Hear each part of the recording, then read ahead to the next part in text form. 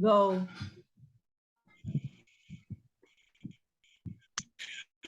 By the way, we are group Z2121, where our research study is all about implementation of RA 9262, VOC, a qualitative insights of personnel's performance by constituents. But before that, we are introducing ourselves. I am Lizelle C. Casilio. I am Angelica Mabras. I am Renette Gentipao.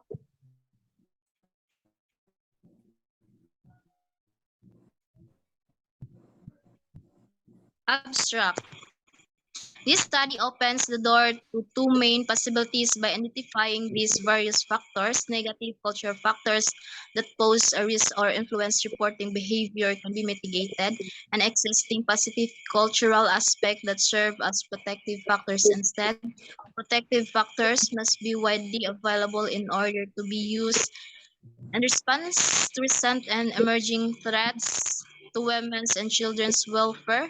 The House of Representatives approved on final reading in December a bill that will assist victims, law enforcement, prosecutors, and the court in punishing violations and abusers who use electronic communication and social media platforms to inflict psychological violence through intimidation, harassment, stalking, public ridicule or humiliation, repeated verbal abuse, and marital violence.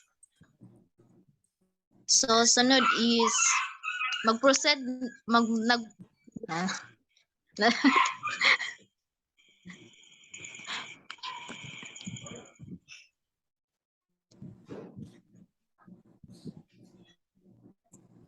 Let's proceed to result and discussion. This chapter organizes the data from the interviews based on the structure of the interview guides. Due to the nature of our interviews, the question asked, and the order of questions for each interview, the interviews were conducted conversation and the time constraints from the some interviews affected the question asked. Despite this, the researchers conducted interviews successfully.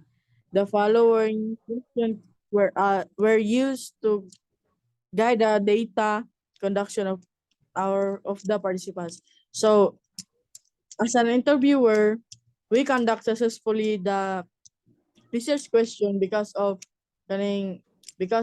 our kaning nananghid mi sila ha as interviewer nga ngita mi sila ay kaning nanguan mi sila ha nga ay sani as an researcher nanangin mi sila ha o pwede ba mo interview sila ha or dili. If pwede sila ha mo interview mi of dili lagi mi mo bugos. So these are our research question. Number one, what are your thoughts about police officers deployed in women's desks regarding the implementation of RA 9262?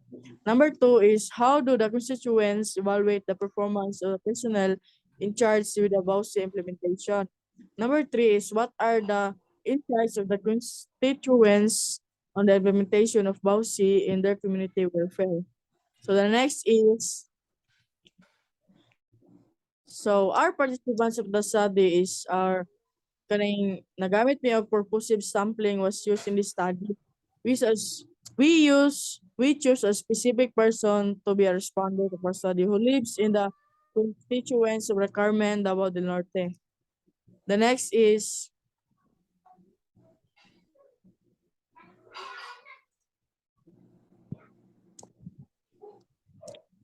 though lisod kay siya nga kanang participant para sa mua kay kaning include na namo ang pandemic, samot na ang online nga pagpa-interview sa mua.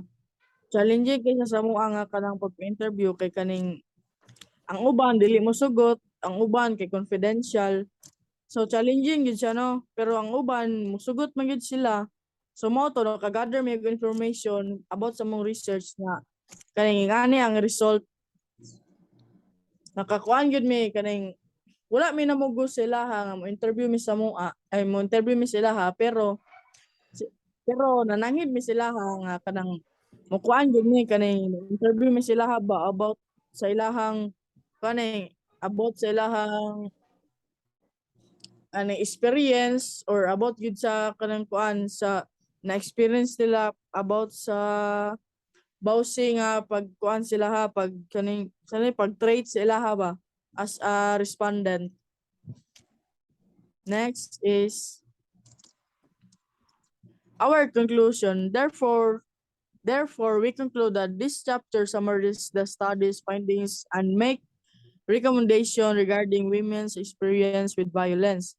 Domestic violence is also known as a family violence. So family violence is aning domestic violence no kanang mao gini mong gina-study, and any form of illegal and unacceptable if you are a victim of any act of family violence occur. The law then protects both the child and the family member who was the victim of the abuse. So next for our conclusion is using a phenomenological research design to understand people's perception, points of view, and comprehension of a particular topic. Next is effects of abuse in environmental children. So effects sa pag-abuse sa atong kaning children sa environment. So children's brain development is influenced by their exposure to anger and violence. Brain scans show that children in abusive environment use a large portion of their brain or detect danger. Or next,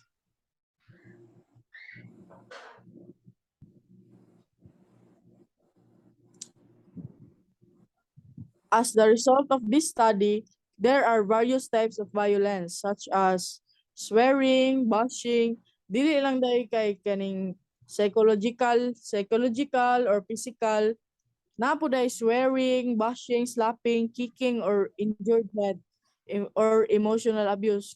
So sa kaning pag-abuse sa tuwa sa women or children, dili ang dahil siya kay physical or kuan, kay na po dahil siya swearing, bashing, or slapping, kicking, as kanang makadevelop kita sa tuang brain nga kanang gina-abuse kita sa tuang kuan ba sa atong partner or unsa ba sa atong parents nga na good. Next is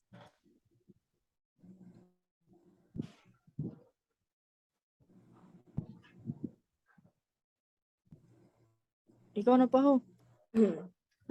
So, Dres, based sa mga findings, no? Based sa mga findings, dili lang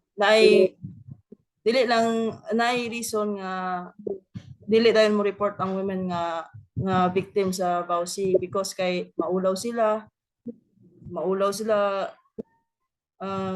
mas ginahuna nila ang mga istorya sa ubang tao kaysa sa ilahang sarili. O isa pa ana kay ang perpetrator po nila kay member po sa family. So during atong nag-conduct me kay amo yung mostly jud sa amo ang respondents kay naka-experience of physical abuse. Mostly jud sa ilaha kay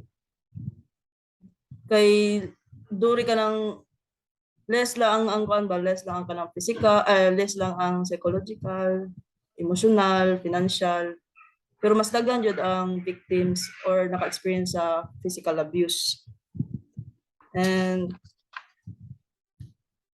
during atong nag-conduct me o kanang interview, ma-feel na mo ba nga difficult po sila ang ilang experience, like ma-feel na mo ang kanang empathy mag-sympathy pud me mo na. And mo to dako po din lang pasalamat na naayang women desk para dali na lang maduulan ba kanang sa ilang concern gani regarding aning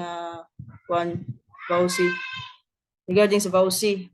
And though katong kaning manggod among study, though medyo lisod pod siya kay na himo ni siya during ato pandemic pa, and mayo gani kay very pod buutan pod kayo ang mga kapitan sa tulo ka barangay kay ning sugot pod sila na mag-conduct mi dito og interview sa ilang barangay kay ang uban manggod kay during ato nga time kay stricto gyapon sila sa health protocols nila. So thankful pud mi sila ha kay gisugdan pud mi nila na mag-conduct the interview. So ang specific barangay dapat mag-propose sila og action plan para ma-improve ang pag-assist sa mga victims or naka-experience of physical abuse. Though dagan siya dagan o act under sa BAUSI pero mas malamang dito ang physical abuse dito sa tulo ka barangay. And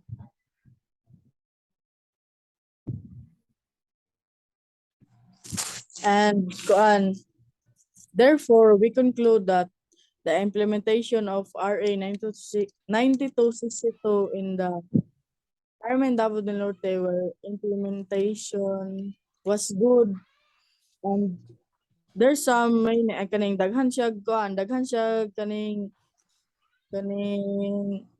daghan siya og kaning ga reklamo, but daghan pod og kaning ga responde pod sila og tarong unya gina-settle pod nila og tarong ang mga sila ha kaning gareklamo according ay kaning samot na anang BAUSI 9262.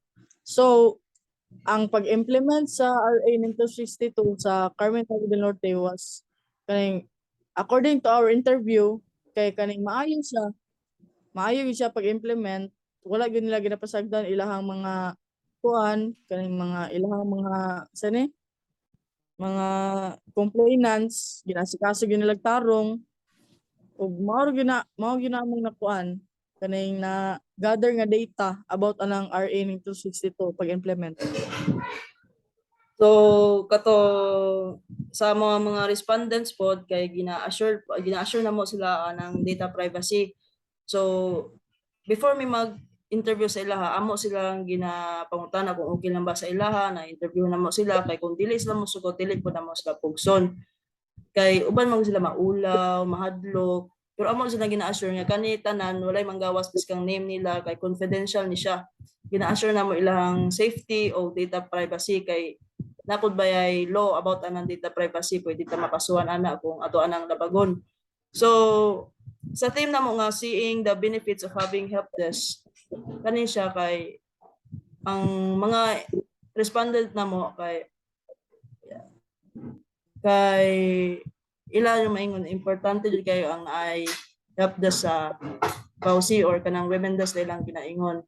Importante kay na siya kay ang mga victims sa BAUSI or naka-experience sa BAUSI dili na sila mahadlok na mutugan or muduol kay nanay mutabang kaya sila, especially ang mga na-deploy anak mga women's man. So ang mga women's makasabot sa ilaha gani maka anog empathy gani sa ilaha, makasabot sa ilaha kay syempre usa ka babae sakit yun na siya ang physical abuse kay ka sakit yun na siya, dako yun kay na siyang kanang tubaganon sa batas kung kana siya maano jud kasuhan jud ka. And mao to ang ilang ingon importante jud kay na ang mga personnel kay ang ma-deploy kay ang mga babae. So katong sa respondent namo kay ilang maingon sa katong gi-evaluate nila ang gipangutanan namo sila about ang pag-evaluate sa kanang personnels sa BAUSI kay ilang maingon na mayud kay sila pagkahikutar, wala sila gipasagdan, wala sila gipasagdan, wala sila pagkaulawan kundi gitabangan sila pag-ayo. So mao to ang ang ang maingon namo kay kaning ano lang jud i-improve ang pag-implement pa kay naiuban nga lain pud og feedback about ana. So kabras. So kaning about sa mo study kay kaning nagather na mga data about ang result and discussion kay kaning overall good yun ang pag-implement sa BAUSI 9262 ay BAUSI RA 9262 sa Carmen Tabo del Norte. So, mao na ang end sa mong kuan. Mao na ang end sa mong result and discussion. The researchers recommend future studies to implementation of RA 9262. This could raise awareness and understanding of the law as educate to those who are unaware of it. And that's all. Have a good day, sir.